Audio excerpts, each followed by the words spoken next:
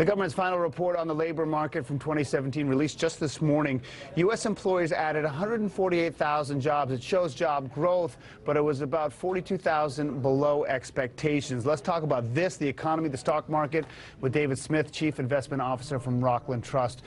David, Happy New Year. Happy New Year, Brian. Great to see you as always. First of all, I'll start with these numbers, and economists and investors always know that 1 month doesn't make a pattern. Right. So how do you read this slight tick down? It's a very benign report, and I think that what this certainly does is gives the Fed plenty of evidence not to get any more aggressive than their plan that they've mapped out for 2018, which I think is good news for the market.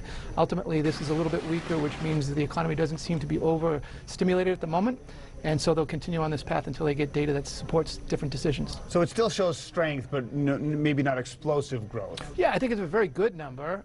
Anything over $100,000 in new jobs is going to ultimately put some pressure on the unemployment rate.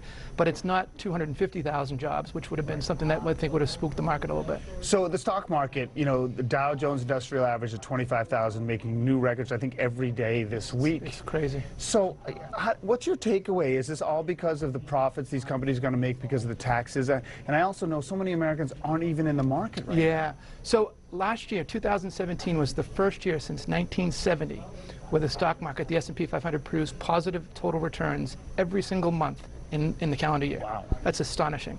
And so, this won't continue forever. But what's concerning a little bit is this market has been climbing a wall of worry.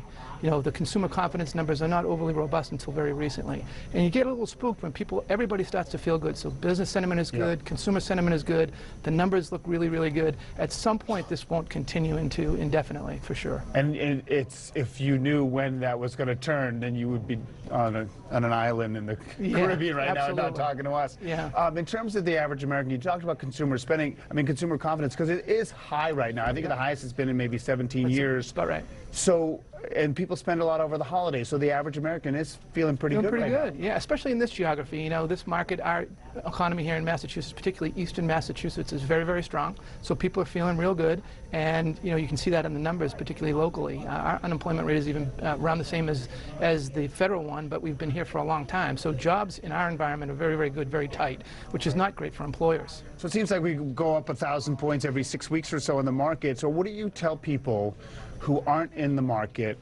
who are worried about jumping in at the top? Yeah, it's an obvious concern, right? And so our point is that if you're investing for 20 or 30 years down the road, which most people should be for retirement, you really can't time this stuff. And while it sometimes makes sense to consider something called dollar cost averaging, putting a little bit in consistently over time, the fact of the matter is the market goes up more than it goes down.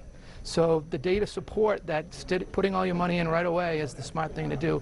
But if you're going to reach ultimately an objective to retire on your own and under without a pension, you really need to start investing sooner and recognize that you may be timing it wrong, but 10 or 15 years down the road, you'll be happy you did. So by dollar cost averaging, it means don't go all in, just do incrementally on a consistent basis. That's one approach. It sort of takes some of the risk off, but ultimately the data supports that more often than not is to the detriment of the investor. All right, David Smith from Rockland Trust, thanks for your insight. Thanks for having us. Latoya. Brian, thank you.